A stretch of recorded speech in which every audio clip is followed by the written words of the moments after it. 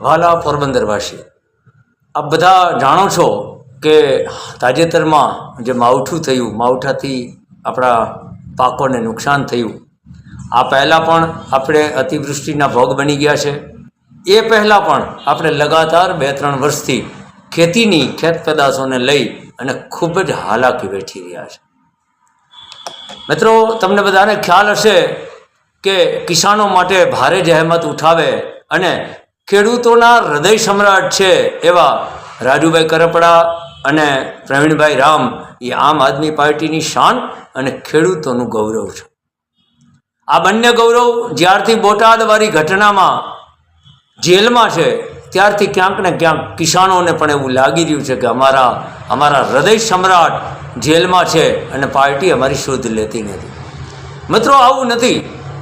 ઘેડમાં જ્યારે પ્રવીણભાઈ રામ સાહેબની પદયાત્રા હતી અને મઢડા સોનલ ધામે એ પૂર્ણ થઈ, ત્યાર પછી તુરંત જ પોરબંદર જિલ્લામાં પણ આપણે આ યાત્રા કરવાની હતી.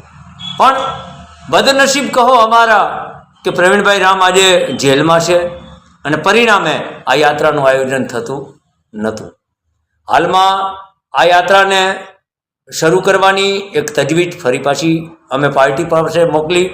પાર્ટીએ એના ઉપર વિચાર કર્યો છે અને કીધું છે કે ત્યાં કિસાનોને સ્પર્શી શકે એવા આગેવાનોને સાથે રાખી અને આ યાત્રાનું આયોજન કરવામાં આવે. મિત્રો, પોરબંદર કિસાન સંવેદના યાત્રા આ યાત્રાનું નામ છે, જે પદયાત્રા છે. આની નાનકડી માહિતી હું આપને આપવા માગું છું, જેમાં માત્ર તારીખ જાહેર કરવાની બાકી છે. બાકીની બધી જ વાત હું તમારી સાથે અત્યારે અહીંયા શેર કરવા માગું છું.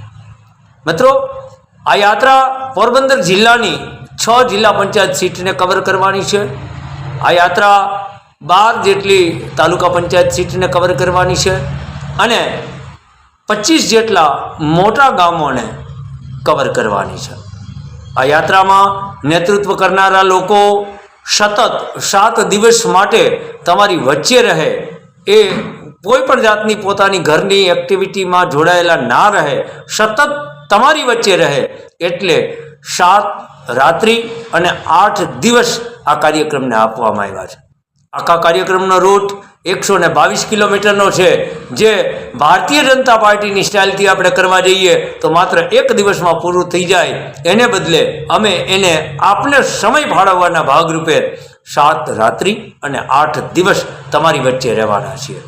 આ 7 રાત્રિ અને 8 દિવસ જે લોકો પાર્ટી તરફથી રહેશે એ લોકો ભૂખ્યા રહેશે તો પણ ચાલશે, એને ભોજન મળશે તો પણ ચાલશે, પણ એને ખેડૂત મળવા જોઈએ, એને કિસાન મળવા જોઈએ, કિસાનોની વેદના મળવી જોઈએ અને કિસાનોની વેદના સાથે આમ આદમી પાર્ટીની સંવેદના જોડાવી જોઈએ. આ આખી યાત્રાનું પ્રયોજન છે. આ યાત્રા રોજીવાડાથી શરૂ થવાની છે. રોજના એવરેજ 15-17 કિલોમીટર યાત્રા પગપાળા યાત્રા કરવાની છે. રસ્તામાં આવતા લોકોના ખેતરોમાં યા લોકોના ખેતરો પાસેથી પસાર થતા કોઈ આવકારે ત્યાં યાત્રા ખોટી થવાની છે અને ત્યાં જે ખેડૂતો રસ્તામાં મળે એ ખેડૂતોને પૂરી રીતે સાંભળવા માટે જેને જવાબદારી આપવામાં આવી હશે એ આગેવાન એને સમય ફાળવશે. સરવાળે 15 કિલોમીટર પૂર્ણ કરી અને યાત્રા વહેલો રાત્રિ વિરામ મોરાણા ખાતે લેશે. મોરાણામાં રાત્રિ સભા થશે. આ સભા બાકીના 6 રાત્રિમાં જ્યાં યાત્રા વિરામ કરશે ત્યાં થશે. મોરાણાની આજુબાજુ આવતા ગામના લોકો રાત્રે અમને મળી શકે, પાર્ટીના નેતાઓને મળી શકે. પાર્ટી તરફથી રોજ રાત્રિ સભામાં પોરબંદરની આજુબાજુના જિલ્લાના નેતાઓ પાર્ટીમાં એ સભામાં શિરકત કરશે અને અમારી ઈચ્છા છે કે યાત્રાના આખરી દિવસે પાર્ટી તરફથી કોઈ મોટા નેતાઓ પણ અહીંયા આવે. મિત્રો, એ પહેલાં રોજીવાડાથી આ શરૂ થતી યાત્રા મોરાણા જશે. મોરાણા આવી જ રીતે બીજા 15 કિલોમીટર કાપી અને વિંજરાણા જશે. વિંજરાણા રાત્રિ રોકાણ કરશે. વિંજરાણાથી આ યાત્રા પગપાળા ચાલી અને કોરીકડા જશે. કોરીકડા રાત્રિ રોકાણ કરશે. કોરીકડાથી આ યાત્રા શરૂ થઈ અને કુછડી જશે. કુછડી રાત્રિ વિરામ કરશે. કુછડીથી શરૂ થઈ અને રાતડી જશે. રાત્રિ વિરામ કરશે. રાતડીથી શરૂ થઈ અને મ્યાણી જશે. મિયાણી રાત્રિ વિરામ કરશે અને મિયાણીથી એ મોઢવાડા આવશે, મોઢવાડા રાત્રિ વિરામ કરશે અને મોઢવાડાથી ફટાણા જશે, ફટાણા રાત્રિ વિરામ કરશે અને ફટાણાથી 8મા દિવસે અડવાણા અને સોઢાણા આ બંને જગ્યાએ અમે એક નાની સભા કરશું. એટલે સોઢાણાને પણ જોડીને રાખવામાં આવ્યું છે અને અડવાણાને પણ જોડીને રાખવામાં આવ્યું છે.